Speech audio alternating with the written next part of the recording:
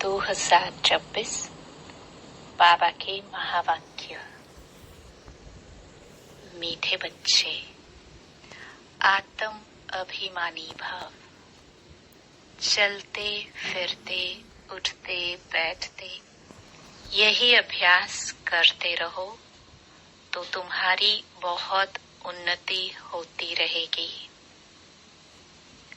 प्रश्न: बाप की एक्यूरेट याद किन बच्चों की बुद्धि में रहेगी? उत्तर: जिन बच्चों ने बाप को एक्यूरेट जाना है। कई बच्चे कहते हैं कि बिंदु को भला कैसे याद करे। भक्ति में तो अखंड ज्योति समझ याद करते आए, अभी बिंदी कहकर मूंझ जाते हैं। इसलिए पहले पहले यह निश्चय हो कि बाप अखंड ज्योति नहीं, वह तो अति सूक्ष्म बिंदु है, तब याद एक्यूरेट रह सकती है। ओम शांति। सभी बच्चे याद में बैठे हैं। मन मना भव। यह संस्कृत अक्षर वास्तव में है नहीं। बाप ने जब सहज राजयोग सिखाया है तब यह संस्कृत अक्षर बोले नहीं है। यह तो संस्कृत जानते ही नहीं है। बाप तो हिंदी में ही समझाते हैं। भल यह रथ हिंदी, सिंधी तथा इंग्लिश जानने वाला है, परंतु बाप समझाते हिंदी में है। जो जिस धर्म का है उनकी अपनी भाषा है। यहाँ हिंदी भाषा ही चलती है। यह भाषा समझना सहज है और यह स्कूल भी वंडरफुल है। इसमें कोई भी कागज, पेंसिल, पेन आदि की दरकार नहीं रहती। यहाँ तो सिर्फ एक अक्षर को याद करना है, अर्थात बाप को याद करो। गॉड को अथवा ईश्वर को अथवा परमपिता परमात्मा को कोई याद ना करे। यह मुश्किल है। याद सभी करते हैं, परंतु उनकी पहचान नहीं है। बाप ही आकर अपनी पहचान देते हैं। शास्त्रों में जो कल्प की आयु इतनी लंबी लिख दी है, वह बाप आकर समझाते हैं। बहुत बड़ी बात भी नहीं है। अहिल्याएं, बूढ़ी बूढ़ी माताएं क्या समझेंगी? यह तो बहुत ही सहज है। कोई छोटे बच्चे भी समझ सकते हैं। बाबा अक्षर कोई नया नहीं है। शिव के मंदिर में जाते हैं तो बुद्धि में आता है कि यह शिव बाबा है। वह निराकार है। सभी मनुष्य मात्र बाबा कहते हैं। हम सर्व आत्माओं का बाप एक है। सब जीव की आत्माएं जो शरीर में निवास करती है, बाप को याद करती है। सब धर्म वाले जो भी हैं, सब परमपिता परमात्मा को याद जरूर करते हैं। वह है परम धाम में रहने वाला बाप। हम भी वहाँ के रहने वाले हैं। तो अब सिर्फ बाप को याद करना है। चाहते भी हैं हम पावन बने, बुलाते भी हैं, हे पतितों को पावन करने वाले आओ। नई दुनिया पावन थी, अब फिर पुरानी हुई है। इनको कोई नया नहीं कहेंगे। भारतवासी जानते हैं, नए भारत में देवी देवता राज्य करते थे। जब नया भारत था तो उसके आगे क्या था? संगम। इससे भी सहज कहना चाहिए। नए के आगे पुराना था। संगम को मनुष्य इतना सहज समझ नहीं सकते। न्यू वर्ल्ड, ओल्ड वर्ल्ड, इसके बीच को फिर संगम कहते हैं। बाप के लिए ही कहते हैं, हे पतित पावन आओ, आकर हमको पावन बनाओ। हम पतित बन गए हैं। नई दुनिया में कोई पुकारेंगे नहीं। अभी तुम्हारी समझ में आ गया है कि यह भारत पावन था। हे पतित पावन आओ, यह तो बहुत समय से बुलाते आए हैं। उनको यह पता नहीं कि पतित दुनिया कब पूरी होगी। कहते हैं शास्त्रों में ऐसे लिखा हुआ है कि अभी 40,000 वर्ष और कलयुग पतित दुनिया चलेगी। बिल्कुल ही घोर अंधियारे में है। अभी तुम रोशनी में हो। बाप ने तुमको अब रोशनी में लाया है। यह 5,000 वर्ष में सृष्टि का चक्र पूरा होता है। कल की बात है, तुम राज्य करते थे।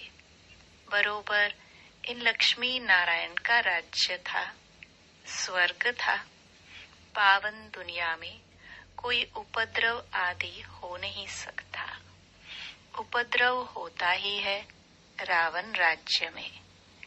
यहाँ तुमको बाप समझाते हैं। तुम सम्मुख कानून से सुनते हो। कौन सुनते हैं? आत्मा। आत्मा को बड़ी खुशी होती है। हमको बाप फिर से आकर मिला है। बाप से वर्षा लिया था। अब बाप कहते हैं, मुझे याद करो। इसमें कोई लिखने पढ़ने की बात नहीं। जब कोई आते हैं तो पूछा जाता है, आपका कैसे आना हुआ? तो कहेंगे, यहाँ के महात्मा से मिलने। क्यों? तुमको क्या चाहिए? बताओ। कोई भिक्षा चाहिए? सन्यासी हो तो रोटी टुकड़ा चाहिए। सन्यासी किसके पास जाते हैं? वह रास्ते में मिलते हैं तो रिलीजियस मनुष्य समझते हैं यह फिर भी पवित्र मनुष्य है, इनको भोजन खिलाना अच्छा है। अभी तो पवित्रता भी नहीं रही है। बिल्कुल ही तमो प्रधान दुनिया है। इसमें बड़ी गंदगी है। मनुष्य कितना हैरान होते हैं। यहाँ तो हैरान होने की कोई बात नहीं। बाप कहते हैं, लिखने करने की भी बात नहीं है। यह पॉइंट्स आदि भी लिखते हैं धारणा करने के लिए। जैसे डॉक्टर लोगों के पास भी कितनी दवाइयाँ होती है, इतनी सब दवाइयाँ याद रहती हैं। बैरिस्टर की बुद्धि में कितनी लॉ की बातें याद रहती हैं। तुमको याद क्या करना है? एक बात, सो भी बड़ी सहज। तुम कहते हो, एक शिव बाबा को याद करो। वह कहते हैं, शिव बाबा कैसे आएंगे? यह भी तुम्हारे सिवाय और किसको पता नहीं है। ईश्वर कहाँ है? वह तो कहेंगे नाम रूप से न्यारा है, या फिर कह देते हैं सर्वव्यापी है। रात दिन का फर्क हो जाता है दोनों अक्षर में। नाम रूप से न्यारी तो कोई चीज है नहीं। फिर कह देते कुत्ते बिल्ली सब में परमात्मा है। दोनों एक दो के ऑपोजिट बातें हो गई। तो बाप अपना परिचय दे कहते हैं, मुझ बाप को याद करो। गाया भी जाता है सहज राजयोग। बाबा कहते हैं, योग का अक्षर निकाल दो, याद करो। जैसे छोटा बच्चा माँ बाप को देखने से ही झट गले लग जाता है। पहले सोच करेगा क्या कि हमारे माँ बाप हैं? नहीं, इसमें सोच करने की बात ही नहीं। तुम्हें भी सिर्फ शिव बाबा को याद करना है। भक्ति मार्ग में भी तुम शिव पर फूल चढ़ाते आए हो। सोमनाथ का मंदिर कितना भारी बनाया हुआ है, जो बाद में मोहम्मद गजनवी ने आकर लूटा था। सोमनाथ का मंदिर भारत में नामी गिरामी है। सबसे पहले तो शिव की पूजा होनी चाहिए। बच्चों को यह सब नॉलेज अभी बुद्धि में आई है। भल पूजा आदि करते आए हो, परंतु तुमको यह पता ही नहीं था कि यह जड़ छत्र है। जरूर चैतन्य में आया होगा, तब तो वर्ष वर्ष शिव जयंती भी मनाते हैं। यह भी कहते हैं शिव परमात्मा निराकार है।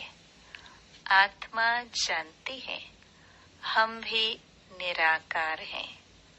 अभी तुम आत्म अभिमानी बनते हो, बहुत सहज है।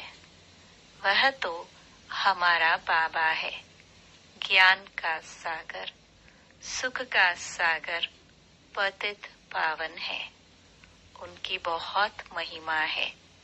ब्रह्मा विष्णु शंकर की इतनी महिमा नहीं है, एक की ही महिमा गाते हैं। अब तुम बच्चे जानते हो, बाबा आकर हमको वर्षा दे रहे हैं। जैसे लौकिक बाप बच्चों का लालन पालन करते हैं, पढ़ाते नहीं हैं। पढ़ाई के लिए स्कूल में जाते हैं, फिर वानप्रस्थ में गुरु किया जाता है। आजकल तो छोटे बड़े सबको गुरु करा देते हैं। यहाँ तो तुम बच्चों को कहा जाता है शिव बाबा को याद करो। सबका हक है, सब मेरे बच्चे हैं। तुम्हारे में भी कोई है जो अच्छी रीति याद करते हैं। कई तो कहते हैं बाबा किसको याद करे, बिंदी को कैसे याद करे। बड़ी चीज को याद किया जाता है। अच्छा, परमात्मा जिसको तुम याद करते हो वह चीज क्या है? तो कह देते अखंड ज्योति स्वरूप है, परंतु ऐसे नहीं है। अखंड ज्योति को याद करना रॉन्ग हो जाता है। याद तो एक्यूरेट चाहिए। पहले एक्यूरेट जानना चाहिए। बाप ही आकर अपना परिचय देते हैं और फिर बच्चों को सारे सृष्टि के आदि मध्य अंत का समाचार भी सुनाते हैं। डिटेल में भी तो नटशल में भी। अब बाप कहते हैं बच्चे तुमको पावन बनना है तो उसके लिए एक ही उपाय है, मुझे याद करो। मुझे कहते ही हो पतित पावन। आत्मा को पावन बनाना है। आत्मा ही कहती है हम पतित बन गए हैं।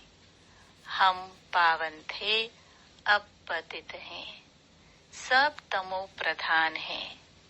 हर एक चीज पहले सतो प्रधान फिर तमो प्रधान होती है। आत्मा खुद कहती है मैं पतित बनी हूँ, मुझे पावन बनाओ।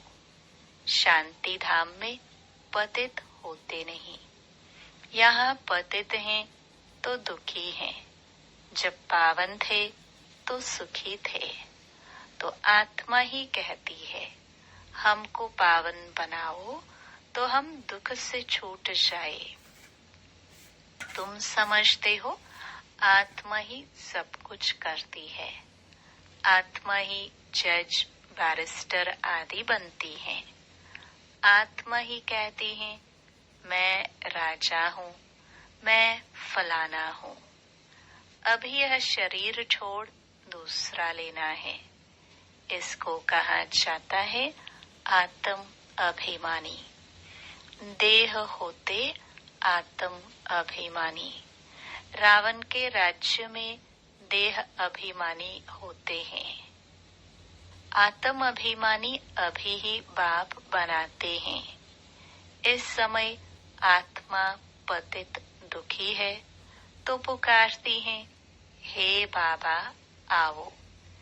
यह भी तुम जानते हो, ड्रामा प्लान अनुसार पतित से पावन, पावन से पतित बनते आए हैं। चक्र फिरता ही रहता है। अभी तुम्हारी बुद्धि में बैठा है, हमारे 84 जन्म कैसे हुए हैं। अभी यह बात भूलो मत। स्वदर्शन चक्रधारी हो रहो। उठते बैठते चलते फिरते बुद्धि में हमको सारी नॉलेज है। तुम समझते हो बेहद के बाप से हम बेहद का वर्षा ले रहे हैं। बाप बच्चों को समझाते हैं कि तुमको एक बाप को ही याद करना है। बाप को याद करना रोटी टुकड़ा खाना है। बस मीठे मीठे सिखलते बच्चों को बाप घड़ी घड़ी कहते हैं, बच्चे पेट के लिए सिर्फ रोटी टुकड़ा खाना है। पेट कोई जास्ती खाता नहीं है, एक पाव आटे का खाता है। दाल रोटी बस 10 रुपये में भी मनुष्य पेट भरता है तो 10,000 में भी पेट पालते हैं। गरीब लोग खाते भी क्या है, फिर भी हट्टे कट्टे रहते हैं। भिन्न भिन्न चीजें मनुष्य खाते हैं तो और ही बीमार पड़ जाते हैं। डॉक्टर लोग भी कहते हैं एक प्रकार का खाना खाओ तो बीमार नहीं होंगे। तो बाप भी समझाते हैं रोटी टुकड़ा खाओ, जो मिले उसमें खुश रहो। दाल रोटी जैसी और कोई चीज होती नहीं। जास्ती लालच भी नहीं रहनी चाहिए। सन्यासी लोग क्या करते हैं, घर बार छोड़ जंगल में चले जाते हैं। तत्व को परमात्मा समझ याद करते हैं। समझते हैं ब्रह्म में लीन हो जाएंगे, परंतु ऐसे तो है नहीं। आत्मा तो अमर है, लीन होने की बात नहीं है। बाकी आत्मा पवित्र अपवित्र बनती है। तुमको कितना अच्छा ज्ञान मिला है, तुम ही प्रारब्ध भोगते हो। फिर यह ज्ञान भूल जाता है, फिर सीढ़ी उतरनी होती है। अब तुम्हारी बुद्धि में सारा ज्ञान बैठा हुआ है। हम 84 जन्म कैसे भोगते हैं, यह पाठ कभी भी कोई का बंद नहीं होता है। यह बना बनाया ड्रामा है जो फिरता ही रहता है। यह कह नहीं सकते कि भगवान ने कब कैसे कहाँ बैठ बनाया। नहीं, यह तो चला ही आता है। वर्ल्ड की हिस्ट्री ज्योग्राफी रिपीट होती ही रहती है। इन बातों को कोई समझते ही नहीं है। तुम जानते हो हम ड्रामा प्लान अनुसार आए हैं। अब फिर से ड्रामानुसार राज्य ले रहे हैं। यह बातें और कोई समझ नहीं सकते। पूछा जाता है ड्रामा सर्वशक्तिमान है व ईश्वर, तो कहते हैं ईश्वर सर्वशक्तिमान है। समझते हैं वह सब कुछ कर सकते हैं। बाप कहते हैं मैं भी ड्रामा के बंधन में बंधा हुआ हूँ। पतितों को पावन बनाने मुझे आना पड़ता है। तुम सतयुग में सुखी बन जाते हो। मैं भी जाकर विश्रामी होता हूँ परम धाम में। तुम सिरकुले चढ़ जाते हो, तुम्हारी शरीर पर सवारी है। तुम जानते हो सेकंड बाय सेकंड जो भी चलता है वह ड्रामा की नोंद है। तुम बच्चों को कितनी अच्छी नॉलेज है। अब सिर्फ बाप और वर्षे को याद करो, बस। कागज पेंसिल आदि की कोई दरकार नहीं है। ब्रह्मा बाबा भी पढ़ते हैं, यह तो कुछ रखते ही नहीं है। सिर्फ बाप को याद करना है तो वर्षा मिलेगा। कितना सहज है। याद से तुम एवर हेल्दी बनेंगे। यह है धारणा की बात। लिखने से क्या फायदा होगा? यह तो सब विनाश हो जाएगा। परंतु कोई याद रखने के लिए लिखते हैं। जैसे कोई बात याद करनी होती है तो गांठ बांध देते हैं। तुम भी गांठ बांध लो। शिव बाबा और वर्षे को याद करना है। यह तो बहुत सहज है। योग अर्थात याद। कहते हैं बाबा याद नहीं ठहरती। योग में कैसे बैठे? अरे लौकिक बाप की याद उठते बैठते चलते फिरते रहती है। तुम भी सिर्फ याद करो, बस बेड़ा पार है। अच्छा, मीठे मीठे सिखिलदे बच्चों प्रति माता पिता बाप दादा का याद प्यार और गुड मॉर्निंग। रूहानी बाप के रूहानी बच्चों को नमस्ते। धारणा के लिए मुख्य सार। पहला, स्वदर्शन चक्रधारी बन 84 का चक्र बुद्धि में फिराते रहना है। बेहद बाप को याद कर बेहद का वर्षा लेना है। पावन बनना है। दूसरा, किसी भी चीज की लालच नहीं करनी है। जो मिले उसमें खुश रहना है। रोटी टुकड़ खाना है, बाप की याद में रहना है। वरदान। सर्व के दिलों के राज को जान, सर्व को राजी करने वाले सदा विजयी भव। विजयी बनने के लिए हर एक के दिल के राज को जानना है।